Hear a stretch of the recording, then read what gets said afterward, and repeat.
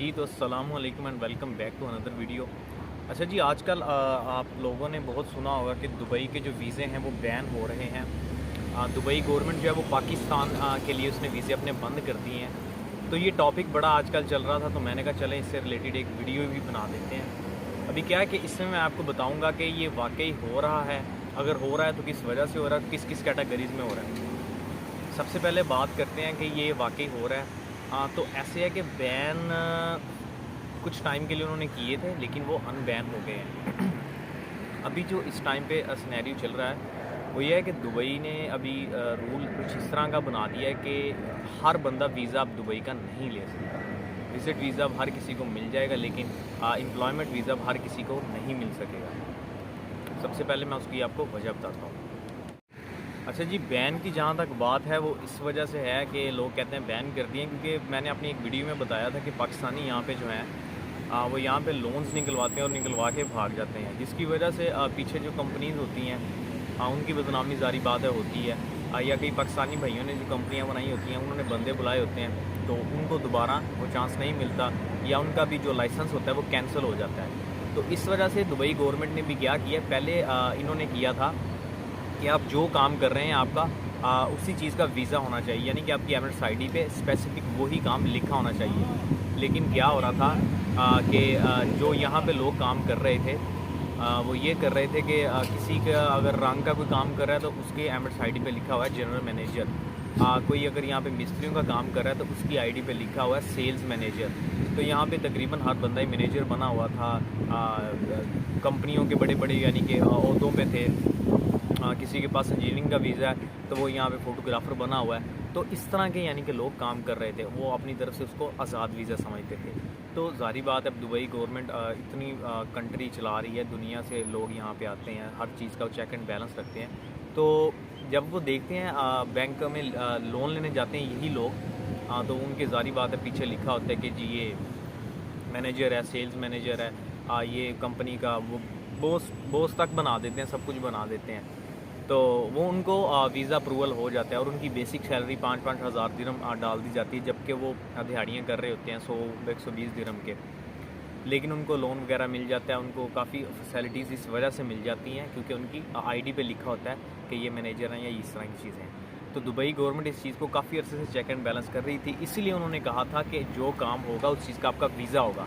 तो अभी जब उन्होंने देखा है कि इस चीज़ पे भी इम्प्लीमेंट नहीं हो सक रहा, लोग ऐसे ही काम चला रहे हैं, अभी उन्होंने क्या किया है कि सिर्फ पाकिस्तान के लिए स्पेसिफिक है, बाकी किसी कंट्री के लिए नहीं। अगर आप पाकिस्तान से आ रहे हैं तो आप अगर किसी यहाँ पे कंपनी में आ रहे हैं सेल्स ऑफिसर या सेल्स मैनेजर, तो आपके पास आपकी डिग्री होनी चाहिए।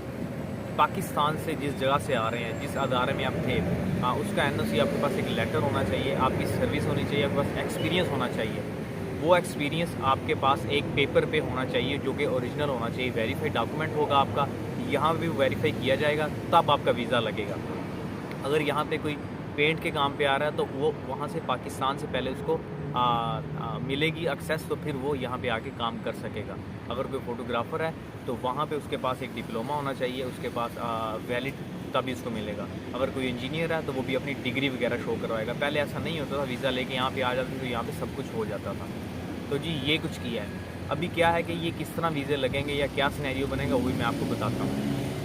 ये जो बैन वाली बात है कि बैन कर दिया है, बैन तरह की कोई चीज़ नहीं है। बैन एक टाइम के लिए किया था और मैंने तब भी एक वीडियो बनाई थी जब बिल्कुल वीज़े इन्होंने बंद कर दिए थे।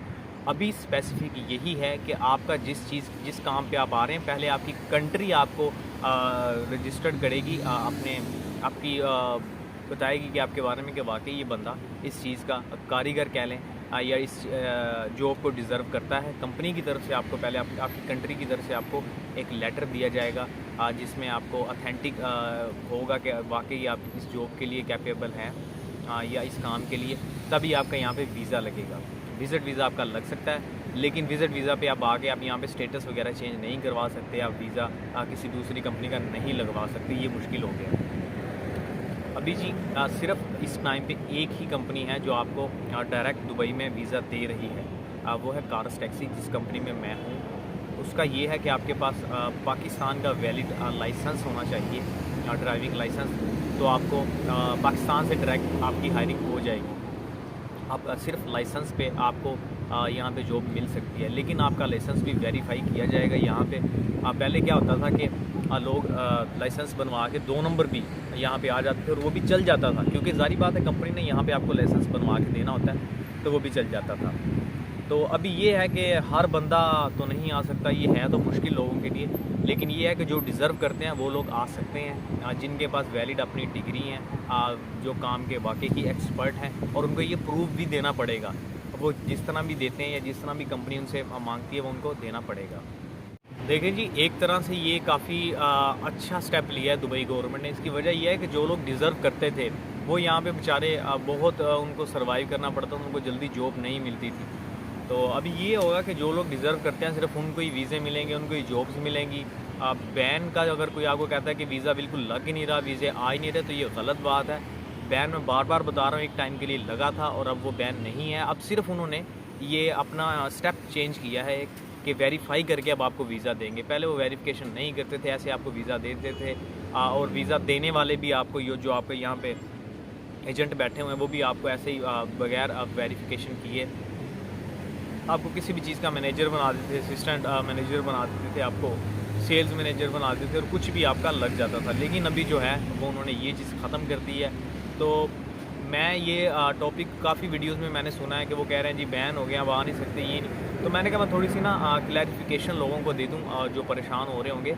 तो भाई अगर कोई अथेंटिक बंदा है, डिज़र्व करता है यहाँ पे आना, उसके पास अथेंटिक डिग्री है, काम का एक्सपीरियंस है, वहाँ पे सिंपल सा एक अपना बनवाए, जो भी उसके पास डिग्री है, या अगर किसी चीज़ का एक्सपर्ट है तो वो उस चीज़ का एक डिप्लोमा ज़रूर वहाँ से ले, और किसी सर्टिफाइड अदारे से ले, इंस्टीट्यूट से ले, और बिल्कुल उसको यहाँ पे वीज़ा मिल जाएगा।